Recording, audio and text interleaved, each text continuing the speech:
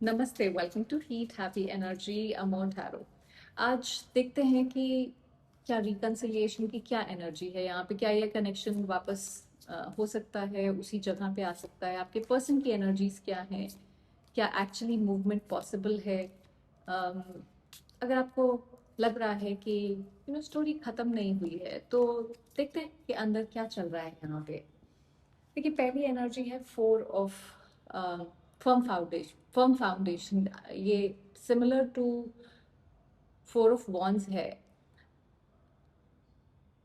आपको एक strong stable energy के रूप में देखते हैं। आपकी तरफ एनर्जी एक लाइफ में एक जैसे सॉलिड इंसान है, एक सॉलिड कनेक्शन है, उस तरह से देखते हैं। उनके लिए ये कनेक्शन जैसे हवा में नहीं था, ये एक ग्राउंडेड, एक इम्पॉर्टेंट सिग्निफिकेंट कनेक्शन था उनकी लाइफ में। कुछ ऐसा जो रिप्लेस नहीं किया जा सकता। लेकिन इस समय वो थोड़ा सा रिजिड है। अगर आप देखें तो यहाँ पे पहाड़ हैं पीछे, और इसने जैसे मुंह फेरा हुआ है एक तरह से। सो कहीं ना कहीं एक रिजिडिटी, एक स्टबननेस जैसे आ गई है इस इंसान में, जहाँ जहाँ पे ये अपनी जगह से हिलना नहीं चाहते हैं। तो कनेक्शन स्ट्रांग है, पर थोड़ी सी एनर्जी रिजिड है आपके लिए। उनकी फीलिंग्स इस समय पैशन रीइग्नाइटेड। देखिए, फीलिंग्स अभी भी अलाइव है, यहाँ पे आग अभी भी जल रही है। सो अट्रैक्शन, पुल, डिजायर, ये सब खत्म नहीं हुआ है, चाहे कितनी भी रिजिडिटी हो वहाँ। कभी कभी ये एनर्जी इतनी स्ट्रांग होती है कि वो इग्नोर नहीं कर पाते हैं, कितना भी कोशिश कर लें। सो पैशन डेफिनेटली है, लेकिन ये पैशन कंसिस्टेंट एक्शन में कन्वर्ट नहीं हो रहा है उस रिजिडिटी की वजह से। सो स्ट्रांग अट्रैक्शन है, लेकिन अनस्टेबल एक्सप्रेशन। आपकी तरफ आने से जो रोक रहा है, कहीं ना कहीं कोई डिसअपॉइंटमेंट है, कोई हार्ट एक है, कोई पेन है।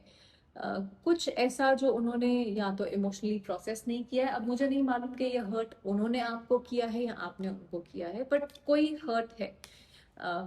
वापस आना चाहते हैं, लेकिन उन्हें लगता है कि फिर से वही पेन रिपीट हो सकता है। जो भी पहले हुआ है, जो भी तकलीफ पहले हुई है, वो फिर से होगी, इसलिए अपने आप को रोक लेते हैं। ये बहुत ही जैसे ग्लूमी सी एनर्जी है। आप जैसे एक कैद में, उस पेन के कैद में हो जैसे। सो पास्ट हर्ट उन्हें कहीं आगे बढ़ने से रोक रहा है। अब आई डोंट नो, किस कुछ लोगों में आपका हर्ट होगा, कुछ लोगों में उनका हर्ट होगा।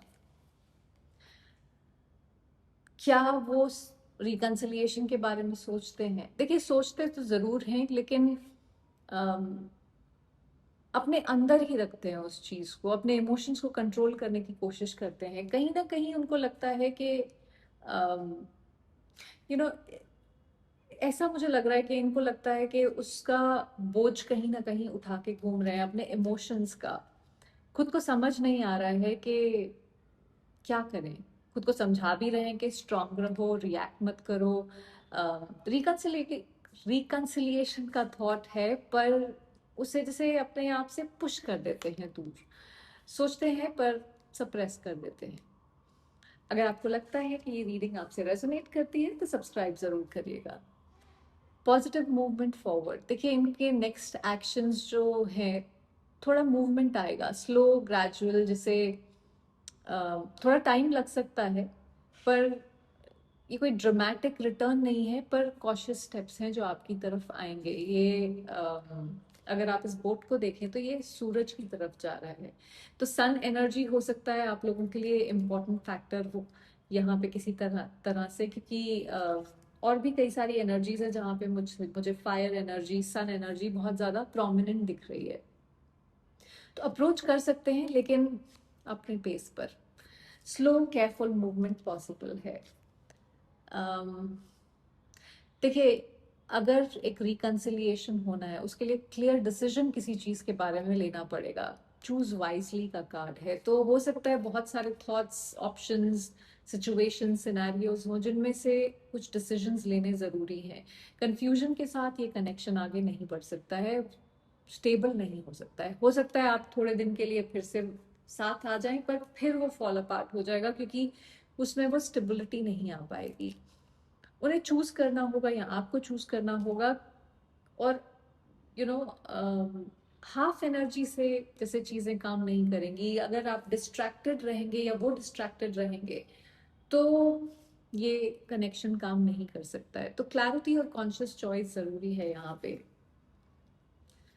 अम, कब हो सकता है ये? देखिए, अचानक ही होगा, ये एक्सेलरेटेड मूवमेंट है। ऑल्दो हमें वो स्लो एनर्जी दिखी थी, पर यहाँ पे कुछ है जो जल्दी ही हो सकता है। अगर आप मैनिफेस्ट कर रहे हैं कुछ, स्पेशली अगर आप आसमान से आसमान की तरफ देख के कुछ एफर्मेशंस बोल रहे हैं, तो शायद वो आपके लिए जल्दी चीज़ें चीज़ों का पेस फास्ट करने में हेल्प करेगा, ऐसा मुझे लगता है।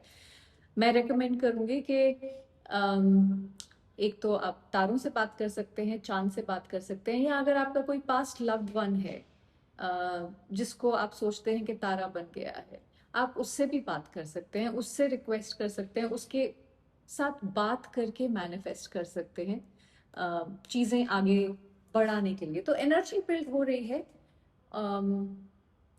एक मूवमेंट आएगा, सडन मूवमेंट आएगा कुछ डीले के बाद।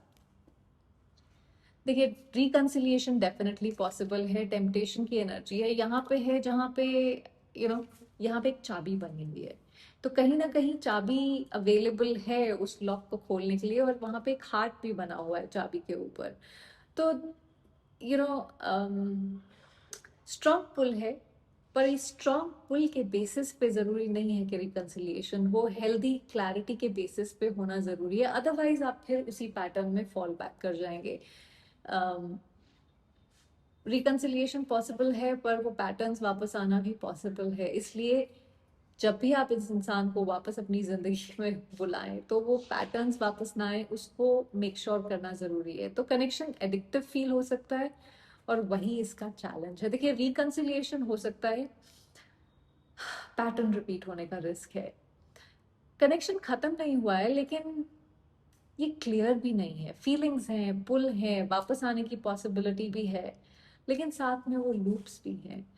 देखिए, इस बार सिर्फ ये मत देखिए कि वो आते हैं या नहीं, क्या वो सही तरीके से आते हैं, क्या वो जब आते हैं तो क्या चीज़ें वैसी ही हैं, क्या वो फिर से वही मीठे बोल बोल रहे हैं, या कुछ एक्शन भी करने को तैयार हैं। अगर ये इंसान एक्शन नहीं कर रहे हैं, तो इनको वापस अपनी जिंदगी में मत आने दीजिए, क्योंकि ये फिर आपको उसी दर्द से, ये जो था हार्ट अटैक एंड लॉस, उसी से दोबारा यू नो वही एनर्जी में दोबारा डालेंगे। तो सिर्फ वापस आना मैटर नहीं करता है, एंड में कैसे वापस आना है वो मैटर करता है। आपको किसी के कंफ्यूजन में बैठे रहने की जरूरत नहीं है।